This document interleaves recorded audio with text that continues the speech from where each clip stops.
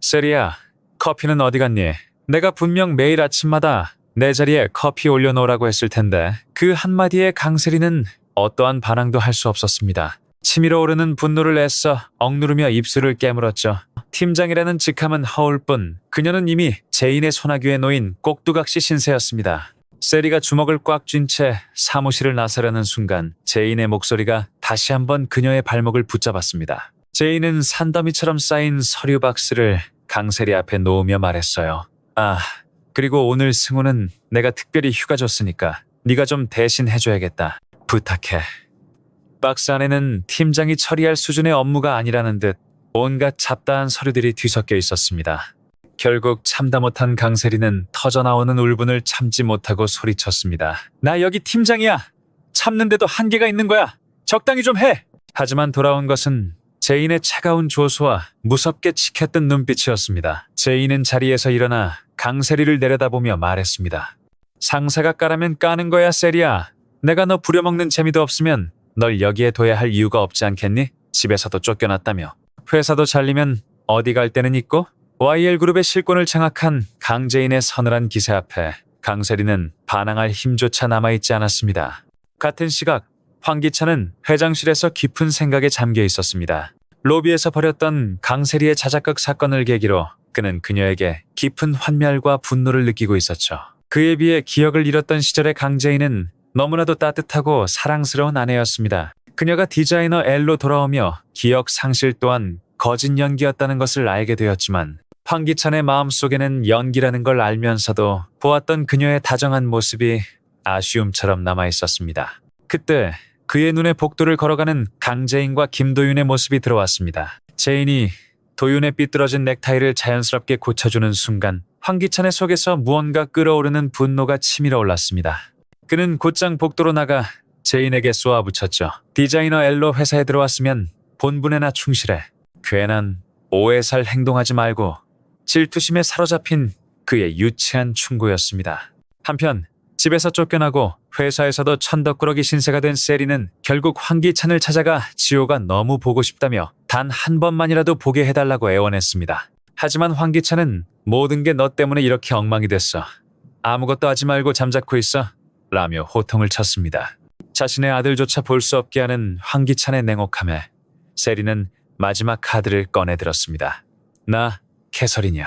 나랑 등져서 좋을 거 없는 건 당신도 마찬가지일 텐데. 그녀의 은근한 협박에 잠시 고민하던 황기찬은 그럼 잠깐만 보고 바로 나가 라며 마지못해 허락했습니다. 뜰 듯이 기뻐하며 집으로 달려간 세리는 그토록 그리워하던 아들 지호를 껴안고 보고 싶었다며 눈물을 쏟아냈습니다.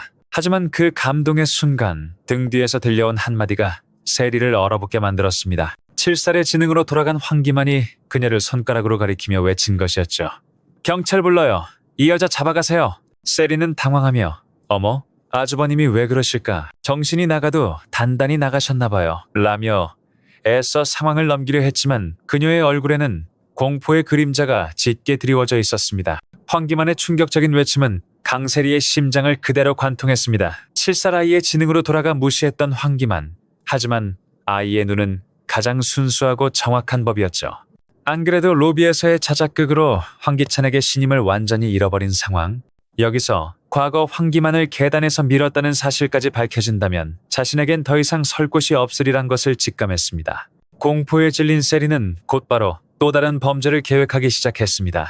그녀는 익숙하게 심부름센터에 전화를 걸어 차갑게 지시했습니다. 처리할 사람이 하나 있어. 황기만, 이번엔 실수 없이 교통사고로 위장해서 확실하게 처리해. 주저없이 계약금을 입금한 그녀의 눈에는 일말의 죄책감도 찾아볼 수 없었습니다. 오직 살아남아야 한다는 도끼만이 번뜩이고 있었죠. 며칠 후 황기만은 지호와 함께 공원에서 아이스크림을 먹으며 즐거운 시간을 보내고 있었습니다. 아이처럼 해맑게 웃던 그의 등 뒤로 검은색 승용차 한 대가 소리 없이 다가와 속도를 높이기 시작했습니다. 굉음과 함께 자신을 향해 돌진하는 차를 발견한 순간 황기만은 본능적으로 지호를 밀쳐냈습니다. 하지만 미처 자신의 몸은 피하지 못하고 갓길에 있던 나무에 머리를 세게 부딪히며 쓰러지고 말았죠. 큰아빠! 누가 우리 큰아빠 좀 살려주세요! 주변엔 아무도 없었고 어린 지호의 애타는 울음소리만이 공허하게 울려 퍼졌습니다. 바로 그때 쓰러져 있던 황기만의 눈이 번쩍 뜨였습니다. 흐릿했던 그의 눈동자에 총기가 돌아오기 시작했습니다. 사고의 충격으로 닫혀있던 기억의 문이 열린 것이었죠. 그는 자신을 흔드는 지호에게서 조금 전 자신을 차로 치려 했다는 충격적인 이야기를 전해 듣고 경악했습니다. 강세리가 자신을 계단에서 밀었던 그날의 기억, 그리고 또다시 자신을 덮쳐온 죽음의 그림자. 이제 정말 죽을 수도 있겠다는 생각에 황기만은 본능적으로 동생 황기찬을 찾아갔습니다. 회장실 문을 거칠게 열고 들어온 황기만은 다짜고짜 살려달라며 그의 앞에 무릎을 꿇었습니다. 그리고 그동안 묻어두었던 모든 진실을 쏟아내기 시작했죠. 기찬아, 형 좀 살려줘. 강세리 그 여자가 나 죽이려고 해. 계단에서도 저 여자가 민 거고 방금도 차로 치여 죽을 뻔했어. 황기찬이 믿을 수 없다는 표정으로 그를 바라보자 황기만은 최후의 한 방을 날렸습니다. 그리고 지호, 그 아이 네 핏줄 아니야. 혈액형부터 말이 안 된다고. 그동안 강세리가 아무리 끔찍한 짓을 저질러도 곁에 뒀던 단 하나의 이유, 바로 자신의 핏줄이자 YL그룹의 후계자가 될 지호 때문이었습니다. 하지만 그 모든 것이 완전히 박살나버린 순간이었죠. 황기찬의 얼굴에서 핏기가 사라지고 이내 살벌한 분노가 그의 온몸을 지배했습니다. 그는 떨리는 손으로 수화기를 들고 지옥의 문턱에서 돌아온 악마처럼 나지막이 읊조렸습니다. 강세리 팀장, 지금 당장 내 방으로 들어와.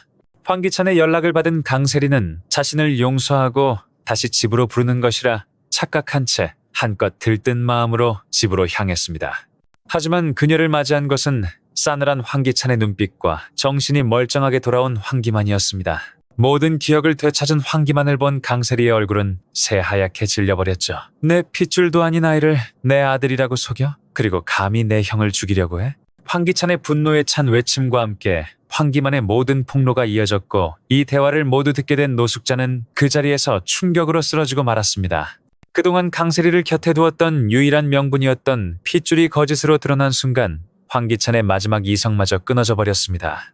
그는 강세리의 뺨을 거세게 후려갈기며 당장 꺼지라고 소리쳤고 그녀를 짐짝처럼 집 밖으로 내던져 버렸습니다. 처절하게 버려진 강세리. 하지만 황기찬의 분노는 여기서 그치지 않았습니다. 그는 곧바로 강세리의 전남편 지성준에게 연락해 친자 확인을 요구했고 며칠 뒤 나온 유전자 검사 결과는 더욱 충격적이었습니다. 불일치. 지호는 지성준의 아들도 아니었던 것입니다. 지호의 출생은 그렇게 미스터리에 빠지게 되었습니다. 갈 곳이 없어진 세리는 밤새 집 앞에서 무릎을 꿇고 용서를 빌었습니다. 다음날 아침 그녀를 경멸의 눈빛으로 내려다보는 황기찬에게 당신의 사랑을 받고 싶었어요. 당신이 날 버리지 못하게 해야만 했어요.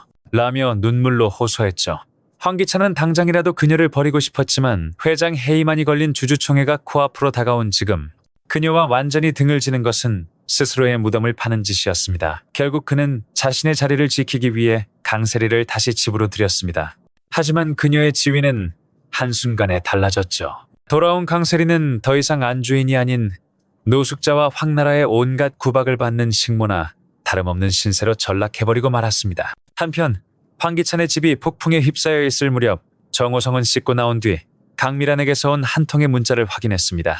당신한테는 참 미안한 게 많아. 다음에 기회가 다시 온다면 그땐 그 손 절대 놓지 않을게. 불길한 낌새를 느낀 정호성은 미친 듯이 그녀를 찾아 헤맸습니다. 집에도 회사에도 그녀는 없었습니다. 그러다 문득 과거 함께 맥주를 마시던 한강의 어느 벤치가 떠올랐고 그는 죽으림을 다해 그곳으로 달려갔습니다. 저 멀리 한 여인의 실루엣이 위태롭게 다리 난간에 서 있는 것이 보였습니다. 강미란이었습니다. 그가 소리치며 달려갔지만 거리는 너무 멀었고 그녀의 몸이 허공으로 기우는 절체절명의 순간 누군가가 바람처럼 나타나 강미란의 몸을 붙잡고 끌어내렸습니다. 바로 강재인이었죠. 오열하는 강미란은 나는 우리 오빠를 죽게 놔둔 황기찬을 도왔어. 재인이 너를 배신하고 난 이제 살아갈 용기도 힘도 없어. 라며 죽게 내버려 두라고 울부짖었습니다. 하지만 강재인은 눈을 부릅뜨며 소리쳤습니다. 제발 정신 차려요. 고모가 죽는다고 달라지는 건 하나도 없어요. 어떻게 이렇게 끝까지 이기적이에요? 이제 막 마음을 연 우리 승우는 어쩌고요? 아빠가 이런 모습을 원하실까요? 어떻게든 황기찬 심판받게 하고 승우랑 못다 한정 나누면서 사셔야죠. 승우의 이름이 나오자 강미라는 무너지듯 주저앉아 오열했습니다. 그녀는 재인에게 내가 도울 수 있는 건 다 도울게. 정말 미안하다. 다 끝나고 나 죗값 받을게. 라며 용서를 구했고 제이는 그런 그녀를 말없이 끌어안았습니다. 차가운 강바람 속에서 모든 것을 잃었던 두 여인은 비로소 하나의 목표를 향해 함께 나아갈 것을 다짐하고 있었습니다.